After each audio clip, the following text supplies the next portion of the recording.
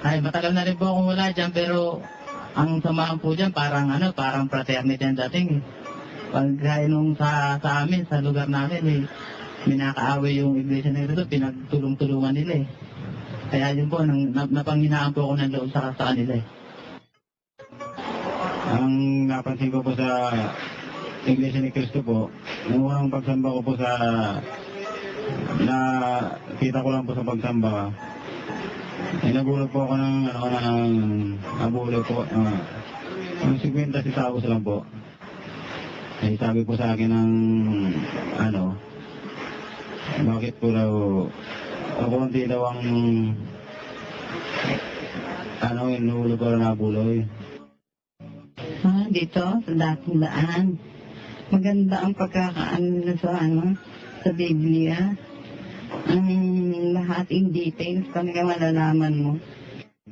Sa Iglesia ni Cristo kasi, magbigay ng doktrina, hindi na pinaniwala, pinaliliwanag lahat. Sa Iglesia ni Cristo, yung doktrina nila, puro tungkol kay Manalo. Kung paano naging sugo si Manalo. Pero kay Brother Eli, wala akong narinig sa Iglesia ni Cristo na inaral dito kay Brother Eli. Lahat po nasa Biblia pag si Brother Eli po nito. Ang pagkakaiba po kasi is talagang lahat po ng sinasabi po ni Brad Eli is nanggagaling po talaga sa Biblia. Lahat ng mga itanong mo at ang sasagot talaga is Biblia. Hindi po siya nagkukuro-kuro kagaya po ng mga ministro ng INC. Yung mga Iglesia ni Cristo, mali ho yung mga pinapangaral sa mga miyembro nila. Yung mga araw po ng Iglesia ni Cristo, hindi naman ho totoo lahat yung mga aral nila. Iba ho yung binabasa nila sa Biblia.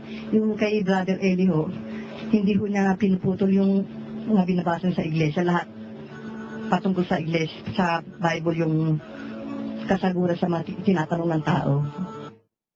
Sa Iglesia ni Cristo, yung bautismo ron sa pilitan napilitan ako. Talagang wala. Nakapag-udyok kung saan umalig dito. Yung dalisay na aral na dito na dun sa Iglesia ni Manal na puro po kapay yung babawan. Sa loob po kasi puro ka-plastikan lang all. Sila ho magkakapatid dun. Pag magkaharap po, puro kapay yung babawan lang po. Pero pag tumalikod na, yung isa sa kapatid nila, kunyari po nag-usap, pag talikod ng isa, sisirahan ko. Kasi naranasan ko po yun eh. Sa mga ministro po ng INC, maawa po kasi sa mga kaluluwa na nakakay nyo. Kasama po din yung mga magulang ko, mga kaibigan ko. Kasi po wala po silang kamalay-malay.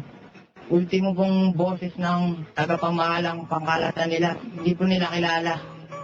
Maawa po kayo sa kanila. Tsaka po sa mga dating miyembro ko, wag po kayong papaudyok sa mga ministro. Pag sinabi po nilang bawal magdala ng Biblia, maghanap po kayo ng Biblia. Suriin niyo po yung mga pinagsasabi nila kung totoo ba yun o hindi, o kung tatarantaduhan sa itinuturo nila. Tsaka huwag na po kayo magbabanal na hapunan ng umaga. Talo po kayo ni Bembe. Sa Bembe po alam niya po yung banal na hapunan. Hindi po yung ginaganap sa umaga.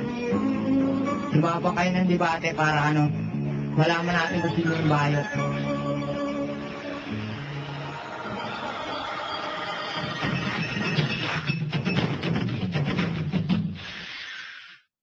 Sila po ay ilan pa sa mga nagnais magpahayag ng dahilan ng kanilang pag-alis sa iglesyang nasa diliman. At kung atin pong mapapansin, mga weirdo, mali at salungatang aral at hindi personal na paninira lamang ang naging dahilan ng kanilang pag-alis sa Iglesia ni Manalo.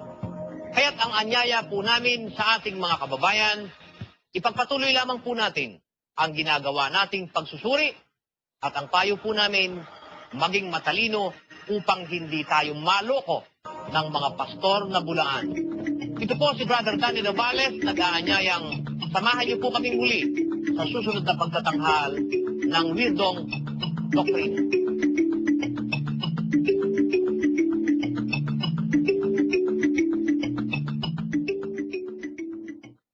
Po ang ating Weirdong Doktrina, Brother Johnson. At nakita po natin yung ating mga bagong kapatid na mula sa Iglesia ni Cristo ni Manalo. Nakita naman natin kung ilang mga taon na yung inilagi nila ron, ano? Talagang yung iba, handog, ano? At yung iba naman ay talagang yung isa 18 years. Hindi mo masasabing inilagay lang natin doon, then kinuha natin. Oo. Gaya nung kanilang ginagawa. Doon ay pinanganak eh. Pag sinabing handog, di ba, kapatid Dada? Oo naman, oo, ganun. So, yan po yan. Marami pa yan. Kaya nga hindi lalaban na parami yan. Oo. At saka meron namang kapatid na galing sa Iglesia ni Cristo ni Manalo, Brother Joseph, Opo. na hindi naman nagbibigay ng interview dahil natatakot sila. Mm. Diba? Min nga, sabi ko nga sa'yo, yung isang tao na hindi man natin ma-interview na talagang tik-tik siya, Brother Joseph. Pero sa paniniktik niya, nabuksan ang isip niya. Hindi mo naman pwedeng ilagay sa harap ng camera.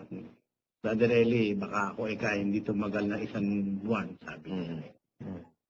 Kaya okay lang. Ayun po.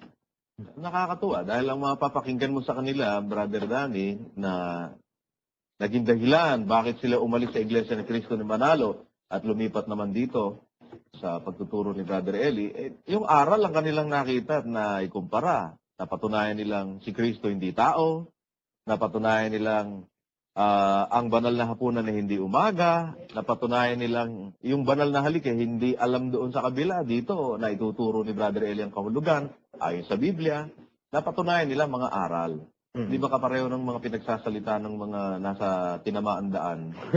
Oo. Walang mailabas na aral na sinasabing mali daw si Brother Eli. Hindi nila masabing. Napatunayan mo namin talagang si Kristo tao. Kaya nga lalaban na kami ng debate. Ilalaban na namin si Iranyo. Wala. Wala. Nilalabas nila kung saan si Brother Eli nagpupunta, yung mga whereabouts ni Brother Eli, at yun ay confirmed. Yun ang alam nila. Pero yung talata ng Biblia, di nila makita. Kaya po, yan ang naging bunga ng inyong ginawang marahas na pagpaparatang kay Brother Eli. Yung inyong mga miyembro ay ipinagpapasalamat po natin sa Diyos, nandirito na sa panig na ito, na inaakay ng pinipintasan nyo at sinisiraan nyo.